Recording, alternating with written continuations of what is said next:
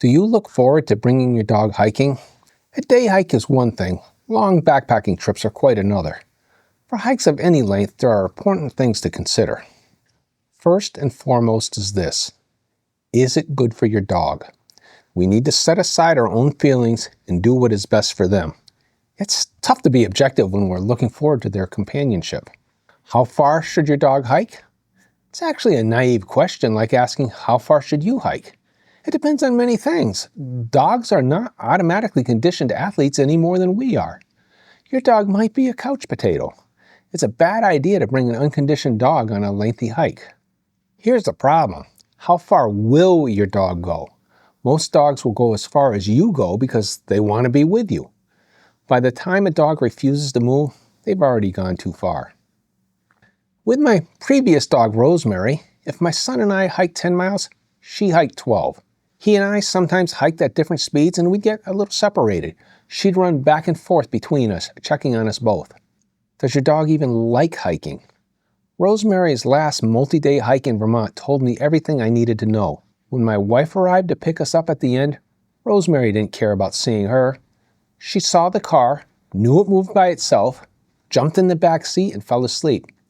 That evening, when I showed her backpack to her after I washed it, she ran and hid under the dining room table. That was her way of saying she didn't want to do it anymore.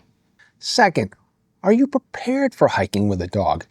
You need control, whether it's voice control or leash control. Now, this is controversial. Many would argue with some justification that your dog should be on a leash at all times. I get that. It is safer for your dog, the local wildlife, and other hikers. You have to make that judgment call yourself. In a few videos, you may have noticed my current dog, Kelsey, walking off leash. I only allow that when we're at the local park where all the dog owners agree and there's no rule about leashing dogs, or when I'm specifically training her for off-leash voice control. Whenever anyone comes by, I tell her it's time to go under house arrest. The problem is she's reactive, and as people approach, she needs to be leashed.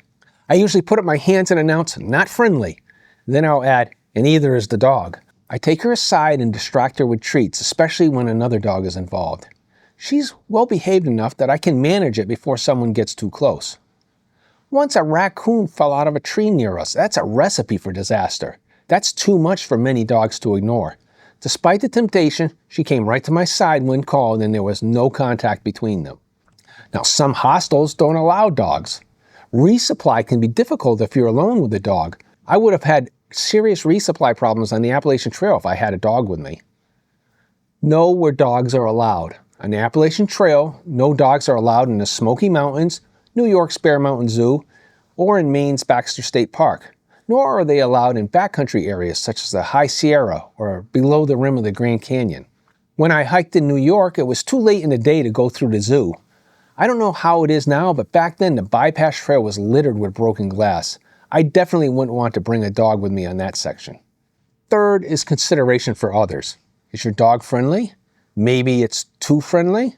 Is it well behaved around strangers? Dogs get dirty and messy. Hikers don't want your dog jumping on them. Not all hikers can deal with dogs. They may have allergies or a fear of dogs or have had bad experiences with them.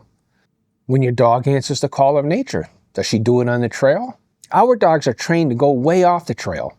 I have to watch Kelsey closely because she understands getting off the trail, but she doesn't understand staying away from water sources. What I'm not addressing today is the elephant in the room: what to do with your dog's output. I'll only say this: if you're in an area where there's a lot of foot traffic, especially if there will be children at play like might happen at a park, please be a responsible owner and bag it, and please don't be one of those people who make a big show of bagging it, then leave the neatly tied up bag on the trail to pick up on the way back, and then conveniently forget to get it. If any viewers have expertise on the environmental considerations, tell us about it in the comments. The fourth issue is caring for your dog. Water is critical for them, just like it is for us. I always carried a bottle and cup just for Rosemary. Every 20 minutes, I'd offer her the cup. If she bumped it with her nose, she was fine. If she went for it, I'd fill it with clean water. If your dog gets ahead of you and finds a stream, she may start drinking before you can stop her. Best to keep them well hydrated. Your dog burns extra calories just like you do. After a long day, your dog will need more than her normal at-home meal. Warmth matters, especially for short-haired dogs. Now, Rosemary wasn't short-haired. She liked curling up in her tent on a small pad and wrapped in a blanket. The ground is as much a heat sink for your dog as it is for you. Rosemary carried her own food. I carried her water for convenience. You'll need to decide whether your dog carries food or you carry it. Conditioning is critical. Don't bring your dog out without training hikes. Start with day hikes and then maybe one overnighter. Build up gradually. Have a plan for difficult climbs. Rosemary's pack had a handle for assisting her on steep rocks. We encountered ladders up rock walls that were difficult to get her up without that handle. If your dog isn't wearing a pack, use a harness with a similar assist handle, like I have here. Here's my rule for Kelsey. Never more than a single night on a hike. For longer trips, she stays home. She's just not built for hiking long distances, and I'm no longer comfortable dealing with all the doggy requirements. I once saw a southbound hiker in a 100-mile wilderness with a tiny dog, an ankle biter, scurrying along trying to keep up with her. That dog was not capable of that kind of hiking. Maybe the owner was carrying the dog most of the time. I don't know. I hope she was doing something for that dog. Consider your dog's needs, that of other hikers, and any wildlife you might encounter. I can't decide for you whether to bring your dog hiking. Make the choice that's best for everyone.